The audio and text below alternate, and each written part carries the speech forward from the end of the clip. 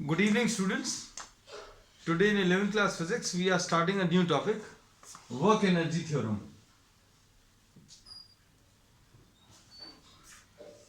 Work energy theorem बच्चों क्या कहता है? सिंपल, बहुत सिंपल है. सपोज किसी सिस्टम के ऊपर, suppose if you are having a cycle के ऊपर अगर आप फोर्स अप्लाई करोगे तो क्या होगा? वो जीरो वेलोसिटी पर अगर थी या जीरो स्पीड पर अगर थी तो फोर्स लगाने पर कुछ उसमें डिस्प्लेसमेंट आएगा, साथ में उसमें कुछ वेलोसिटी आएगी, मतलब it will gain some kinetic energy. तो फोर्स है, डिस्टेंस है, and there is some gain in kinetic energy. अब हम लोग ये बोलते हैं कि बच्चों फोर्स और डिस्प्लेसमेंट के टर्म्स में अभी हम लोग वर्क पढ़ लिया है. So work done on the system will be equal to what? The change in kinetic energy. बस सिंपल.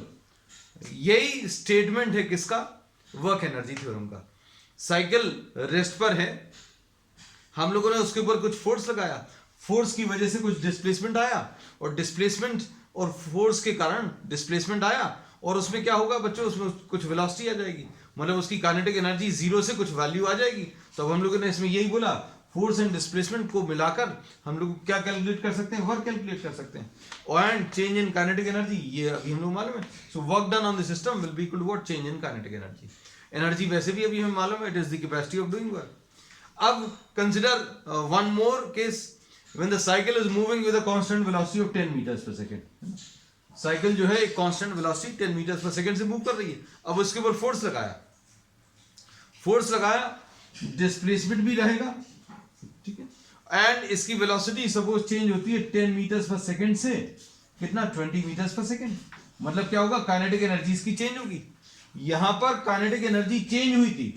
काइनेटिक एनर्जी स्टार्टिंग में जीरो थी, बाद में इसके पास कुछ काइनेटिक एनर्जी आ गई, तो काइनेटिक एनर्जी यहां पर भी चेंज हुई, काइनेटिक एनर्जी यहां पर भी चेंज होगी. When the object was moving with some velocity, object जब कुछ वेलोसिटी से मूव कर रहा था, उसके ऊपर फोर्स लगाएंगे, फोर्स लगाने की वजह से एक्सेलरेशन आएगा, एक्सेलरेशन की वजह से उसकी स्पीड जो है वो चेंज होगी, एंड स्पीड चेंज होगी मतलब काइनेटिक एनर्जी चेंज होगी, और काइनेटिक एनर्जी में जो चेंज आएगा that will be equal to the work done, है ना. तो अब हम लोगों ने इसमें स्टेटमेंट अभी हम लोग लिखे कि work done by a force. Statement क्या आ जाएगा? Work done by a force is equal to the change in kinetic energy of the object. Simple है बच्चों, इतना सा. Work done by a force on an object is equal to what? The change in kinetic energy of the object. अब इसमें suppose we are having an object of mass m. Mass बच्चों इसका m है. अब इसके ऊपर suppose for example we are this object is acted upon by a force F acts on it.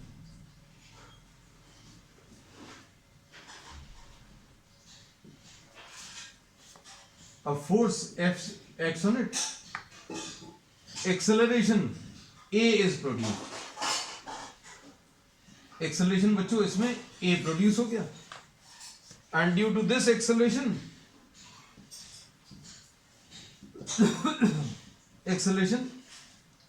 the velocity changes from u to v.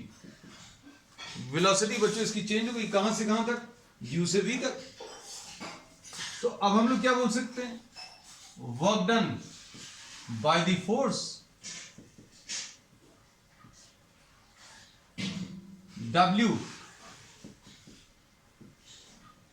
will be equal to F into S. Work done will be equal to what? F into S. और इस force को अभी हम लोग मास into acceleration लिख सकते हैं. Force को अभी हम लोगों ने क्या लिख लिया बच्चों? फोर्स को मास इंटू एक्सेलरेशन. अब देखना अच्छे से. अब हम लोगों को ये मालूम है अगर एक्सेलरेशन है then v square will be equal to u square plus 2as. ऐसा लिख सकते हैं. v square is equal to what? u square plus 2as. अब इससे v square minus u square will be equal to s, ऐसा लिख सकते हैं। अब इससे किसकी वैल्यू निकाल सकते हैं? सपोज ए की value v square minus u square upon 2s, ऐसा लिख सकते हैं। So this is suppose the first equation, और ये वाली बच्चों इसकी सेकेंड इक्वेशन। अब क्या कह सकते हैं? फर्स्ट और सेकेंड को कंबाइन करो,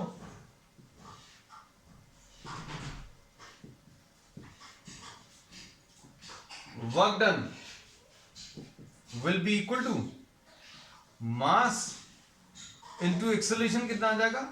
we square minus u square upon 2s into s. S और एस कैंसिल होगा, work done will be equal to m v square by 2 minus m u square by 2, कितना आ जाएगा? Half m v square minus half m u square. इसमें u क्या था बच्चों? u initial velocity था, v फाइनल वेलोसिटी है, तो इनिशियल काइनेटिक एनर्जी कितनी आ जाएगी? Initial kinetic energy half m u square आ गया, और फाइनल काइनेटिक एनर्जी कितनी आ जाएगी बच्चों? के एफ फाइनल काइनेटिक एनर्जी। इसमें अभी हम लोग इसको के आई लिख दे रहे हैं। Final kinetic energy half m v square. तो अब देखो क्या रिलेशन मिला है, ये क्या चीज है? ये final kinetic energy minus initial kinetic energy, and final minus initial kinetic energy क्या आ जाएगा? Delta K. तो अभी हम लोगों ने यही पढ़ा है, देखो work done by a force will be equal to what? Change in kinetic energy. Work done by a force will be equal to what? The change in kinetic energy of the object. बच्चों इसका screenshot ले लेना जल्दी से, फिर अभी हम लोग इसका एक दूसरा मेथड, एक अल्टरनेटिव मेथड अभी हम लोग इसका डिस्कस करने वाले हैं। नेक्स्ट, अब नेक्स्ट इसमें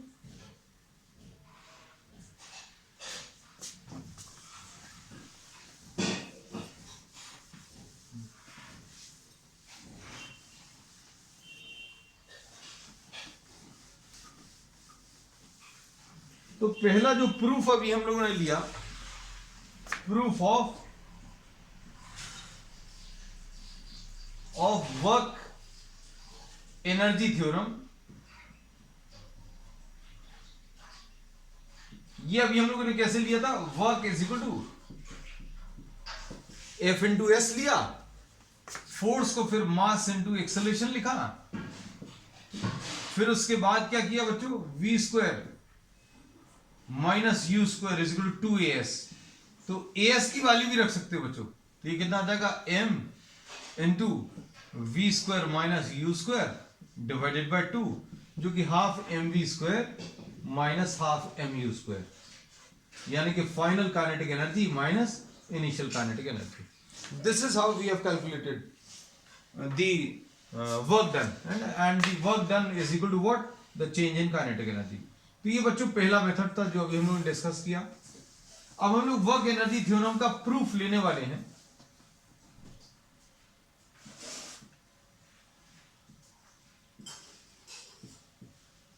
यूजिंग कैलकुलस मेथड।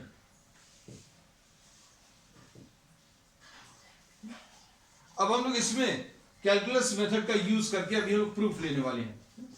अब इसमें देखना ध्यान से, kinetic energy of the object के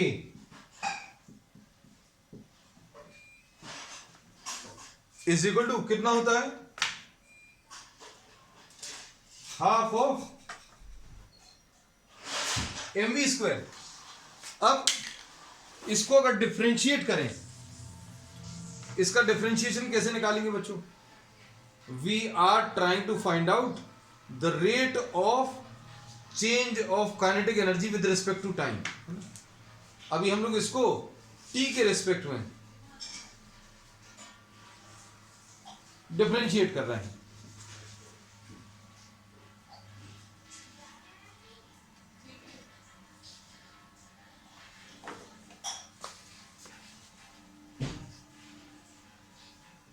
जस्ट 1 मिनट।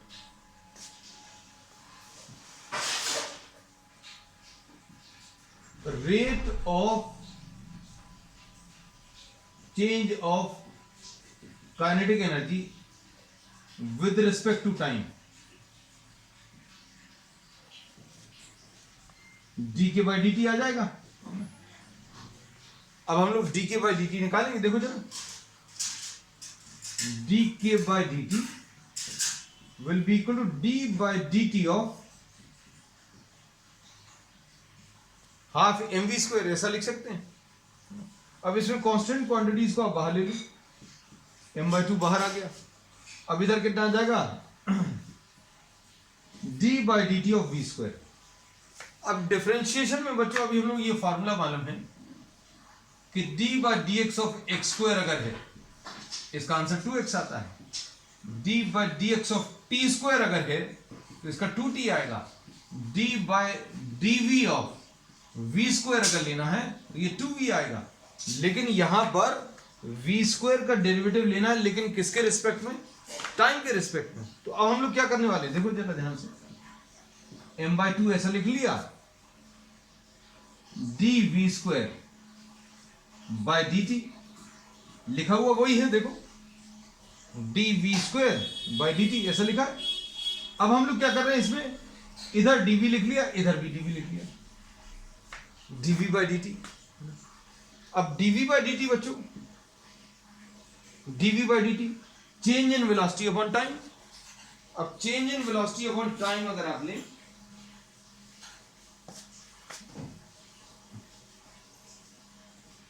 तो ये कितना आ जाएगा, dk by dt will be equal to m/2 into v square का डेरिवेटिव। तो बच्चों v स्क्वायर का डेरिवेटिव कितना आ जाएगा, 2 into v to the power of 2 minus 1, ऐसा कुछ आएगा। और dv बाई dt, तो dv बाई dt को अभी हम लोग क्या एक्सेलरेशन लिख सकते हैं। We can write this as what, acceleration. dv by dt को अभी हम लोगों ने एक्सेलरेशन लिख दिया। अब इसके बाद dk बाई dt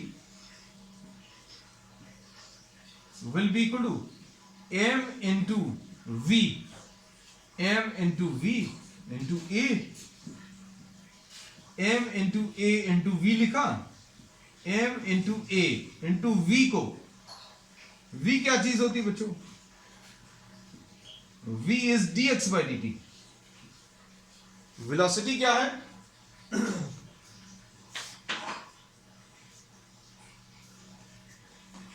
v क्या है, rate of change of position with respect to time. तो वेलोसिटी की जगह अभी हमने क्या लिख दिया, dx by dt। Sequence of steps को समझने की कोशिश करना बच्चों। इसमें अभी हम लोगों ने बोला काइनेटिक एनर्जी का रिलेशन हाफ mv स्क्वायर है, dk बाई dt अगर निकालना तो d by dt of half mv square, इसमें से m/2 बाहर ले लिया, v square dv square by dt ऐसा कुछ आया। अब बच्चों इसमें v स्क्वायर का derivative with respect to time निकालने में ये समस्या है कि आपको वेलोसिटी का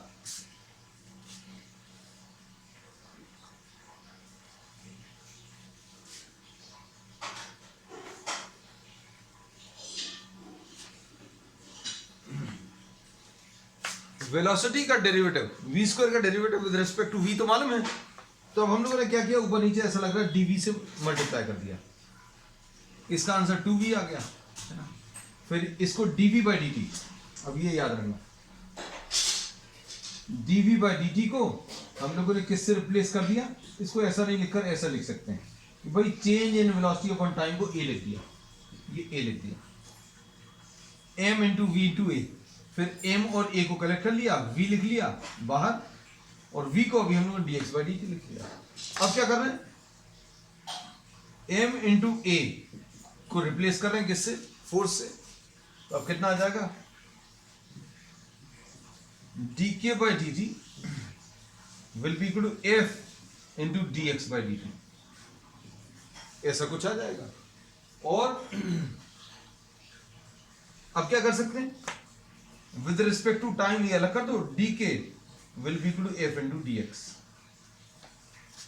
सो चेंज इन काइनेटिक, ये एक्चुअल में क्या है, मैथमेटिकली तो ये डी के लिखा हुआ है। अब इसका मतलब क्या है, फिजिकल मीनिंग क्या है, change in kinetic energy is equal to force into small displacement. अब क्या करेंगे, इंटीग्रेटिंग बोथ साइड्स,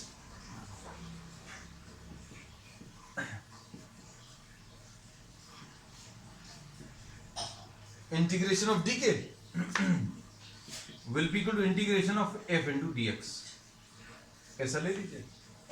अब इसमें बच्चों क्या, kinetic energy, suppose this is changing from k i to k f, integration of d k की वैल्यू बच्चों के आई की, अगर आपने इंटीग्रेशन ऑफ डी एक्स लिखा होता मतलब एक्स आ जाता, अगर इंटीग्रेशन ऑफ डी टी लिखा होता तो टी आता। तो ये कितना आ जाएगा बच्चों, ये के आ जाएगा, कहां से कहां तक, के आई से लेकर के एफ तक, और एफ इंटू डी एक्स का, एफ इंटू डी एक्स का इंटीग्रेशन बच्चों, तो एफ इंटू डी एक्स का इंटीग्रेशन क्या आ जाएगा, डब्ल्यू आ जाएगा। सो वी से दैट के एफ, के की जगह पहले अपर वैल्यू रख दो, फिर के की जगह लोअर वैल्यू रख दो, के F minus K I is equal to W, और W will be equal to delta K. तो रिलेशन फिर से वही आ गया, लेकिन ये प्रूफ किसकी मदद से बच्चों, this proof is using calculus. तो किया कैसे, एक बार फिर से समअप कर दें इसको। तो इसमें अभी हम लोगों ने बोला काइनेटिक एनर्जी बच्चों कितनी है, half of m v square, half of m v square, इसको d K by d t लिख लिया, हाफ एम वी स्क्वायर लिख लिया, कांस्टेंट क्वांटिटीज को बाहर निकाल लिया, m by two d v square by d t. फिर इसमें ऊपर और नीचे अभी हम लोगों ने क्या किया, डी वी से मल्टीप्लाई किया। अब डी वी से मल्टीप्लाई करने के बाद ये d v by d t को अभी हम लोगों ने क्या लिख लिया, d v by d t को अभी हम लोगों ने एक्सेलरेशन लिख लिया, d v by d t is written as acceleration. अब उसके बाद एम इंटू ए को अभी हम लोग क्या लिखने वाले हैं, एम इंटू ए को फोर्स लिख लेंगे, वेलोसिटी को क्या लिख लिया, d x by d t, d t और डी टी कैंसिल होगा, d K is equal to F into d x, and then we use what, the integration. चलो अब इसका यूज करके बताएं बच्चों, देखो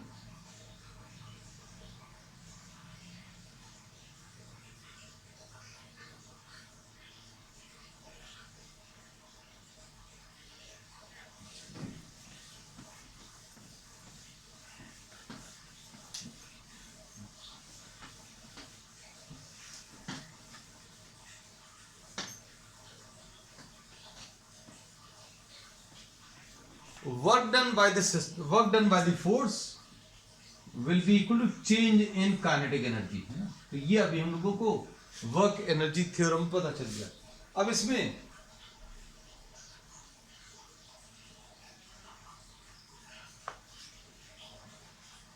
question,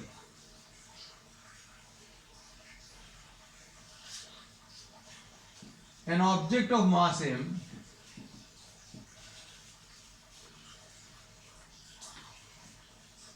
moves with a velocity v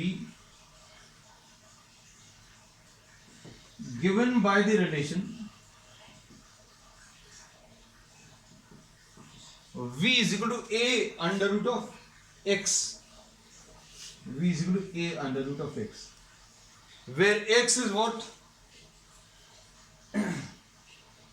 x is the displacement, और x की वैल्यू बच्चों चेंज हो रही है कहां से कहां तक, इसमें x जो है डिस्प्लेसमेंट है। Find the total work done, total work done bye all the forces, find the work done bye all the forces during a displacement of, during a displacement of x equal to 0 to x equal to d suppose। इसमें work done calculate करना, velocity का relation दिया हुआ है, तो अब कैसे करेंगे, देखो वेलोसिटी का एक रिलेशन दिया हुआ है, x की वैल्यू यहां से यहां तक चेंज हो रही है, ये वेलोसिटी जो है, ये velocity this is depends on x. ये बच्चों x के ऊपर डिपेंड कर रही है ना. तो अब इसमें एक्स आई की वैल्यू 0 पर वी आई निकाल लो. हम लोग इसको थोड़ा सा इधर से लिखते रहे. इनिशियल एक्स की वैल्यू इन्होंने बोला कहां से कहां तक, 0 से लेकर डी तक चेंज हो रही है. The value of x is changing from 0 to d. X i की वैल्यू 0 दिया है. अब एक्स आई की वैल्यू 0 दी है तो वी आई इनिशियल वेलोसिटी निकाल सकते हैं. कैसे निकाल सकते हैं? वी आई अगर निकालना है तो v is equal to a under root of x यानी 0. और वी आई अगर आ गया तो इनिशियल काइनेटिक एनर्जी मिल जाएगी. इनिशियल काइनेटिक एनर्जी कैसे मिलेगी? Half m v i square यानी half m into v i की वैल्यू कितनी है बच्चों? 0. तो ये कितना आ जाएगा? के आई की वैल्यू 0 आ गई. अब इसके बाद final kinetic energy.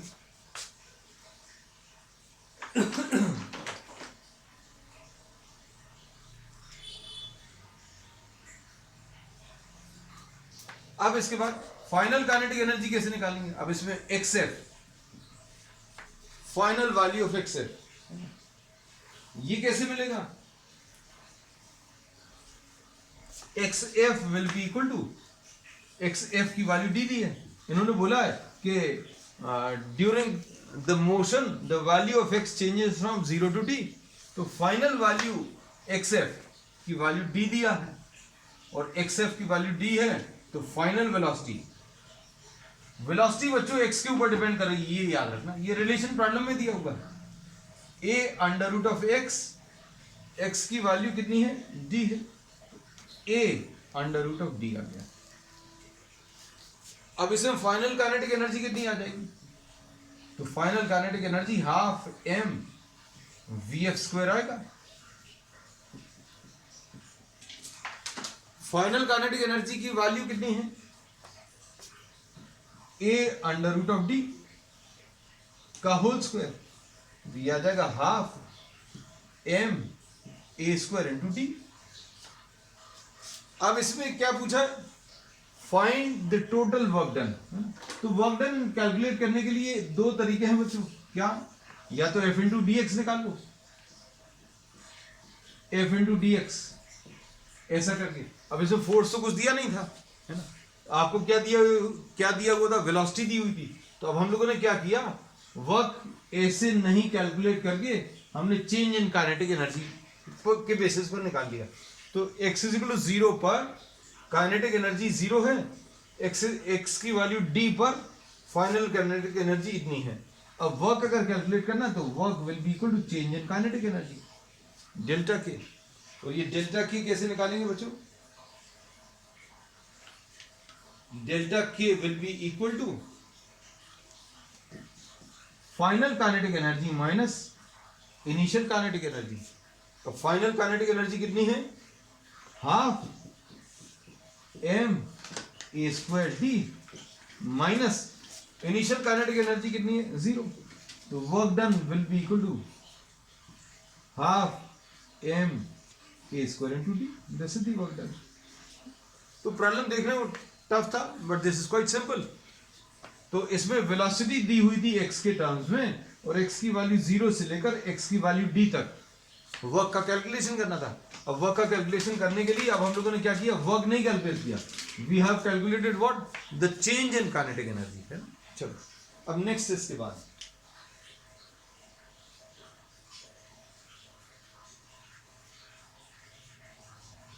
Next problem.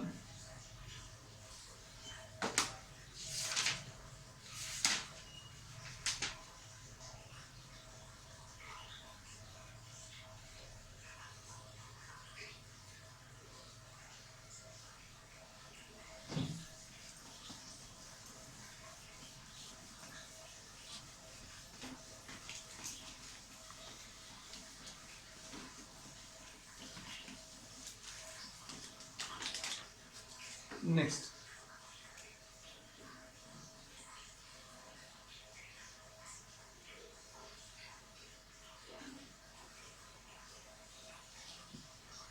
इस टाइप का क्वेश्चन में मिलता है displacement in terms of time. Displacement in terms of time दिया हुआ है, सपोज एक्स की वैल्यू t³/3 दिया है, आपको displacement of the object in terms of time दिया है, और उसके बाद आपको calculate the work done in the first 1 second.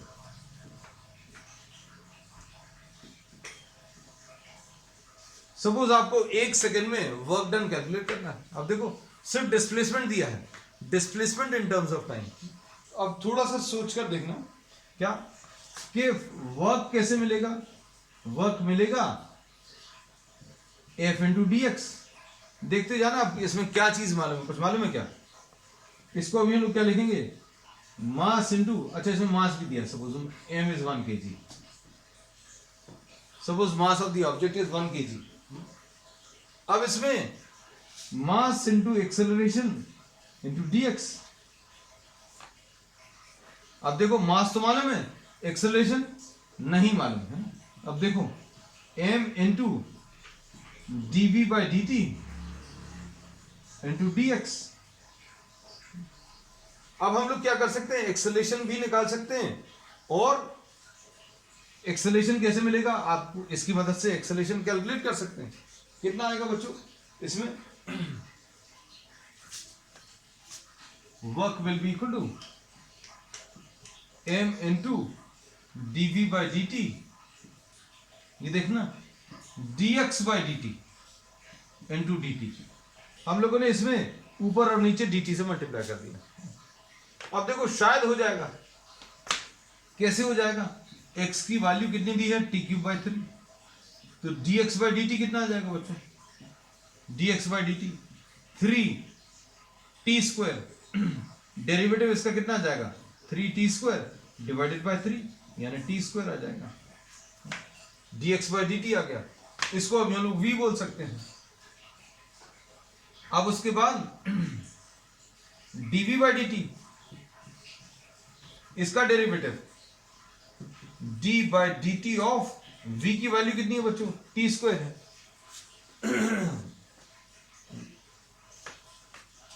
v की वैल्यू कितनी है t²। इसको अभी हम कैसा लिख सकते हैं, 2t लिख सकते हैं। तो dv/dt की वैल्यू बच्चों कितनी, 2t। अब क्या कर सकते हैं, वर्क कैलकुलेट कर लो। वर्क कैलकुलेट करने के लिए आपको इन सब की वैल्यूज रखनी है। मास 1 आ गया, dv/dt 2t आ गया, ठीक है, dx/dt बच्चों t² आ गया, और dt आ गया, और ये t की वैल्यू 0 से लेकर t की वैल्यू 1 तक। t की वैल्यू 0 से लेकर t की वैल्यू 1 तक क्यों, क्योंकि इन्होंने पूछा है calculate the work done for the first 1 second. अब इसमें क्या करेंगे, work will be equal to कितना आ जाएगा बच्चों, ये 2t³ 0 से 1 तक। इसका इंटीग्रेशन कितना आ जाएगा, जिनको इंटीग्रेशन नहीं आता है, nothing to worry about, simple formula t⁻3+1, जो भी पावर है उसे 1 ऐड कर दो, और जो ये पावर आया उससे डिवाइड कर दो। तो ये t⁴ डिवाइडेड बाय 4 आ गया। कहां से कहां तक, 0 से 1 तक। इन लिमिट्स का क्या करना है, t की जगह पहले ये 1 रख दो, और t की जगह फिर 0 रख दो, दोनों को सब्ट्रैक्ट कर दो, 2/4 ऐसा कुछ आएगा। उसके बाद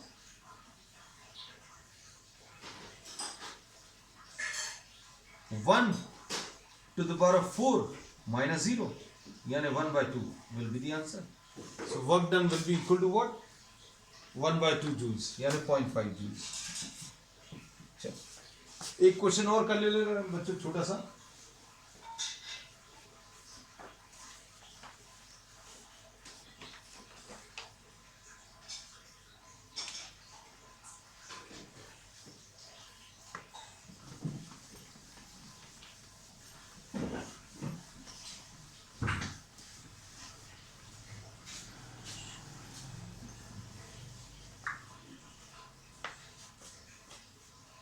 नेक्स्ट क्वेश्चन में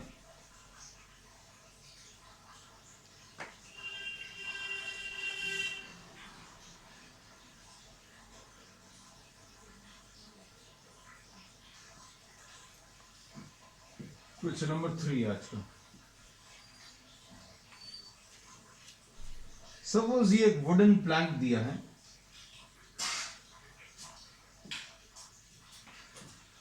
और एक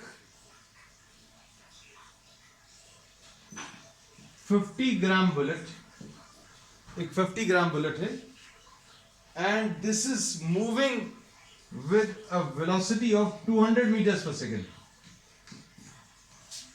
and after striking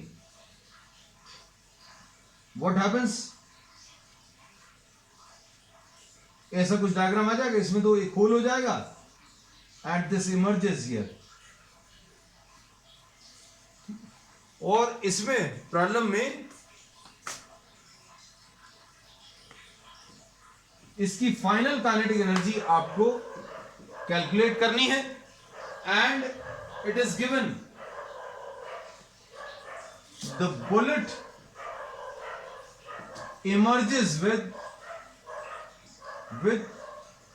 only 10% of its kinetic energy। इधर से जो बुलेट निकलेगी वो कितनी वेलोसिटी के साथ बच्चों? सिर्फ 10%।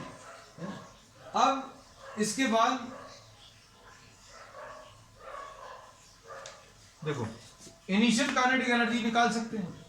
इनिशियल काइनेटिक एनर्जी कितनी आ जाएगी? हाफ mv स्क्वायर, यानी हाफ m कितना दिया है? 50/1000। v कितना है बच्चों? 200 × 200। तो अब क्या होगा? इसमें ये दो जीरोस तो कैंसिल हो गए, एक और जीरो भी कैंसिल हो गया, एक ये 2 भी कैंसिल हो गया, तो ये कितना आ जाएगा बच्चों? ये 1000 जूल्स। ये initial kinetic energy. Initial kinetic energy बच्चों इसकी कितनी दी है? 1000 जूल्स। और प्रॉब्लम में क्या दिया हुआ है? प्रॉब्लम में ये दिया हुआ after piercing through this plank, इस प्लैंक के अंदर से निकलने के बाद इसकी जो फाइनल काइनेटिक एनर्जी है वो 10% ही बचेगी। The bullet emerges with only 10% of its kinetic energy. So the final kinetic energy बता सकते हैं, this will be 10% of initial kinetic energy. अब ये कितना आ जाएगा? 1/10 into initial kinetic energy 1000 joules है ना, तो ये कितना आ जाएगा? 100 जूल्स। तो ये फाइनल काइनेटिक एनर्जी आ गई। अब ये फाइनल काइनेटिक एनर्जी को अभी आप ये रिलेशन यूज कर लीजिए, हाफ mv स्क्वायर है ना, लेकिन यहां पर जो वेलोसिटी लेंगे वो फाइनल वेलोसिटी लेंगे, तो half m into v f square is equal to final kinetic energy जो कि 100 जूल्स है। अब इसको सिंप्लीफाई कर लो, हाफ इंटू सॉल्व करने पर बच्चों m 50/1000 है और वी एफ स्क्वायर है और ये 100 है। अब क्या होगा? 50 2 टाइम्स ये 2 × 2 4 आ जाएगा, तो वी एफ स्क्वायर की वैल्यू बच्चों कितनी आ जाएगी? 4000 आ जाएगी वी एफ स्क्वायर। अब इससे वी एफ की वैल्यू कैलकुलेट कर लो, तो बच्चों ये कितनी आएगी? 40 50 तो 50 से ज्यादा आएगी, 60 से भी ज्यादा आएगी, क्योंकि 65 का स्क्वायर कितना आएगा? ये आएगा 25 30 75 80।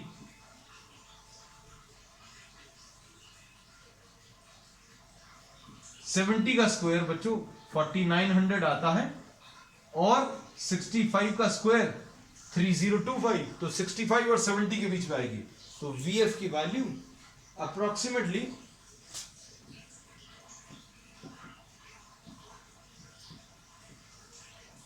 तो ये कितनी वेलोसिटी से एंटर की थी?